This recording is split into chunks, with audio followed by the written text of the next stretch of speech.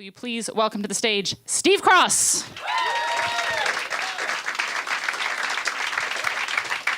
Hey, gentlemen. Hello, Galway. Haven't we had an amazing evening so far? It's good. It's nice. You saved a little bit of energy. Really short cheer there for all the other acts. Because you were like, no, we're going to have to do loads of cheering for Steve. Hello, everyone. My name's Steve. I'm a nerd celebrity. I want to find out who else is there. Give me a cheer, nerds.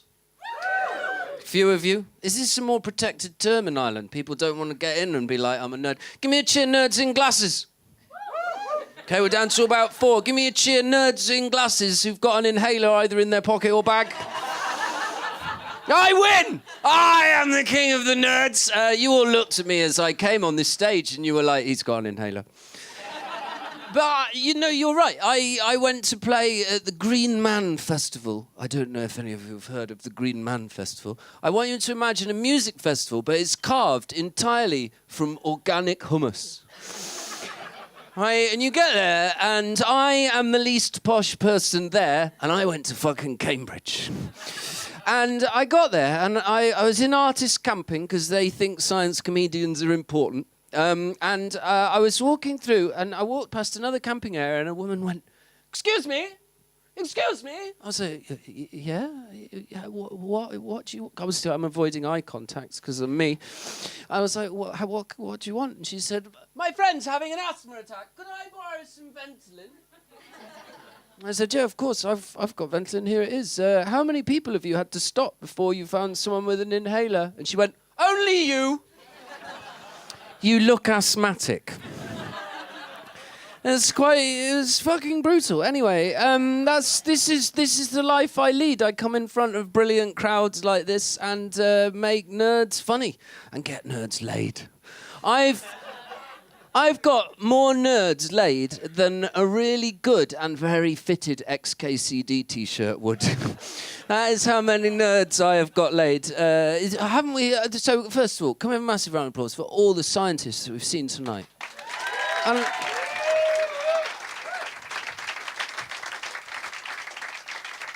And I'm including the psychologist in that. I've got a lot of respect for psychologists, by which I mean I'm quite frightened of them, because I'm a stand-up comedian, and I did a gig for a whole crowd of psychologists 2 weeks ago. It's the only gig I've ever done where people have tried to hand me diagnoses and bills on the way out. And I had to explain to them, right, if you're a psychologist and we haven't agreed in advance that I'm paying you, that's not psychology, that's just judging. And it's not right. But no, all these scientists you've seen tonight, they're not getting paid for this, right? They've come here in front of what I have to say looks like someone stole the shower from the middle of it, and they've come up here for no money in front of all you guys, and they've tried to entertain you. And I think by doing so, we've got to acknowledge that they've done something very big, and they've done something very important. They've said something very big and important about their research, right? They've said something very big and important about the importance of communication and sharing and dissemination. But mostly, they've said something big and important about themselves. And that thing is, I'm quite needy and would like some more attention. And it's lovely that you decided to give it to them, because because the other thing is, right, I put nerds on stages like this all the time, and once you give them a microphone, you've got literally no idea what is going to come out of their mouths. Because you seem like a lovely audience, which means that everyone on this stage is like, oh, they seem nice. Fuck it. I'm going to tell them things I would never even tell my closest friend. Because I can claim later on it was just a joke. This happens in my life. I do loads of gigs. I don't know how many of you, just to let you know about me, I live in central London. My parents live in rural Somerset. So Somerset, you might not know the layout of England. What we've done is we've put the weirdest people in the southwest corner. I don't know if you do that in Ireland at all. We shove them all right down into the southwest corner away from the humans. My parents live down there. They're a lot older than me. They're very religious. I'm not religious at all. You could say that my parents do not approve of my lifestyle. And so I don't tell them what I'm doing with my life. Because, like, why would you tell people who hate what you do with your life, what you do with your life? So what my parents do is come to my gigs. And they sit in the front row. You two are playing my parents. You have to do nothing other than stare at me disapprovingly. Go, yes, nailed it in one. Are you professional actors? You should be. I mean, I don't know if there's many roles going as my parents, but silent, perfectly. I mean, a few years ago, you're much younger than them, obviously. But what they do is they sit in the front row with a notepad and they write things down. And this led to the harshest heckle I've had in my entire career, which was I did a joke, everyone did a big laugh, and there's a pause. And my dad, who has had no theatre training in his life, in what can only be described as a stage whisper, turned to my mum and went, "Oh, he's straight."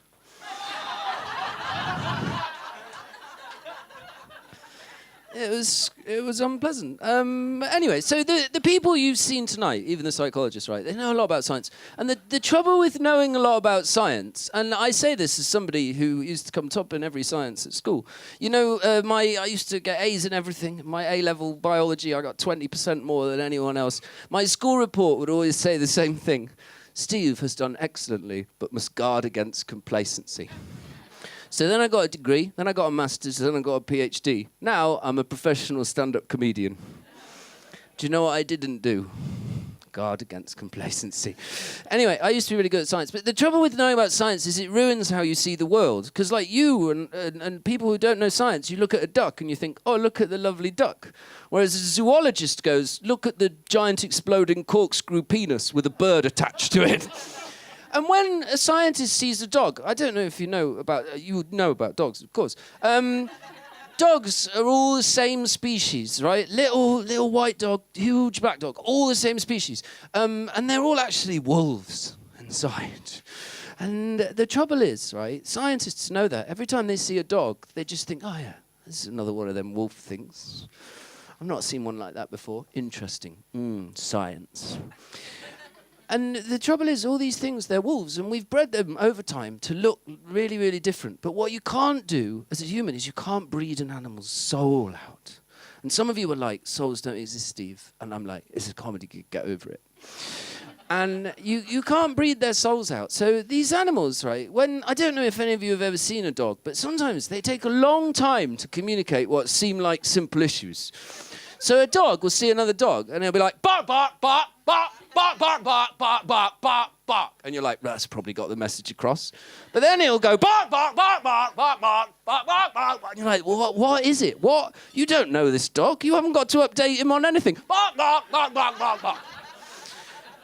Because what's actually happening is your dog has seen this other dog, and it's going, oi, mate, mate, mate, what's wrong with you? Where's your long grey fur? Where's your long snout for sniffing out prey? Why are you so small? You prick!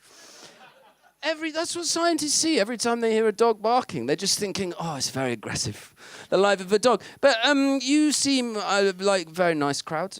Just having a quick look. I have to block the lights off from me so I can see all of you. Are a very nice crowd. Hello. Hello, Galway crowd. Hello. So I am here on a mission. The mission is called Marry Someone Irish. The first thing I did, I landed, I got to Galway, Jessamine met me, and I went, have you got Irish citizenship? And she said no. And I was like, damn, got to actually do the gig. I thought I could just get the main business sorted straight away. Because the thing is, right, first of all, you might have heard, in Britain, we did something very silly, which was let old, stupid people have their say for once. And they fucked it right up. Because if you've spent any time in the UK and you've seen someone cute and you've said to them, where are you from? They always go, Ireland, Poland, France. It's never a bit of Britain. And what's going to happen? Brexit will happen in Britain. We'll wake up and we'll look around, just the Brits left, just these kind of pale lumps wearing Marks and Spencer's clothing. And we'll look at each other and be like, oh shit, what have we done? I will never be aroused again in my life. So we're all desperate to get out. I did a talk at the university today, and people started asking me questions, and I just started improvising material for tonight instead of answering them. And they asked me about Brexit. I went, fuck it, I've solved Brexit. I've solved Brexit. Because these weird old people in Britain were like, we want sovereignty, right? We want decisions to be made at a national level. But they didn't specify which nation. So all we need to do is Britain leaves the EU and then applies to become part of Ireland. Problem solved. Partly because I really like the idea that this all goes through, the treaty is signed, and the Taoiseach turns to the Prime Minister and is like, right, we're going to see how you fucking like it. Get ready for 200 years of oppression. And I just think that would be a nice gesture. Partly because... Like, the idiot British voted for this in June 2016. And when the history books are written right now, they're going to say, fucking stupidest thing ever, June 2016. Whereas if my plan goes through, it'll go through as a beautiful gesture for the 100th anniversary of 1916. And they'll be like, aren't the British so big-hearted with that incredible gesture that they made to make up for that other terrible thing they did? So you're very nice. Please marry me. I want to give you an idea. I want only if you like. If you just got right to remain, not interested. You got to have actual citizenship, and I am in. What are house prices in Galway like? I don't care. I'll buy you one. I own a flat in London. I can buy a street in Galway. I don't even know. I'm just guessing because.